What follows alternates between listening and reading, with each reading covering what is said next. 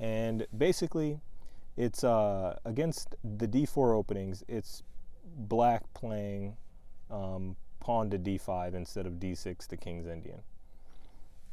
So a simple yet a very effective strategy I was working on was playing the Samish against it. So you start off by playing d4, knight f6, pawn c4, and g6, and not playing knight to c3, but playing the immediate pawn to f3. And you might be asking, well, what if he didn't want to play the Grunfeld? What if he wants to play the King's Indian? Well, we can still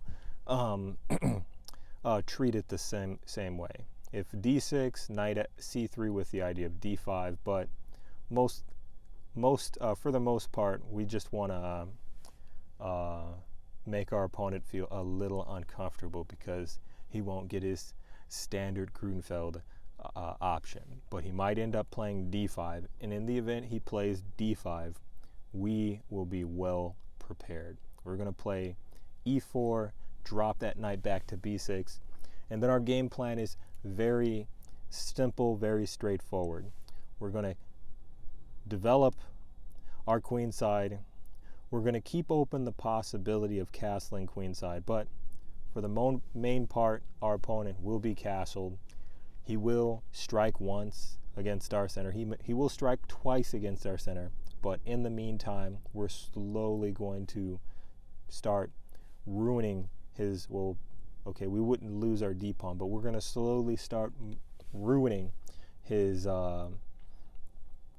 ambitions of striking at the center with a very well protected king. Unfortunately, he will not have that. We're simply going to get rid of that dark squared bishop and just hit our opponent's king with everything that we have.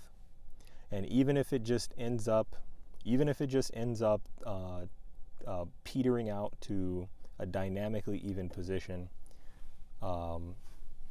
we had a strategy that was somewhat effective. So what I don't expect to get this position. What in fact I expect to get is something like this. It's d4, knight f6, f3, and d5. And after this series of trades, we have something that kind of resembles a Grunfeld, just a slight bit awkward because it's typically like there's a knight on f3 rather than a pawn. So after a few more, this is the strategy I detailed was pretty much what I wanted to get, or what I'm expecting we will get. But this is the precise move order I'm expecting. Queen d2. So what looked a little bit fancy, or looked a little awkward, will actually take shape utilizing this move order.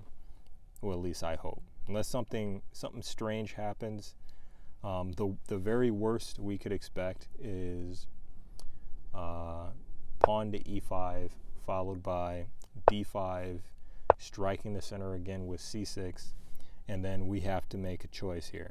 We want to try and blow him off the board with the move h4, h5, or we want to subtly prepare the assault with castles queenside, which kind of might suit her style a bit better. But in either case, this is going to happen.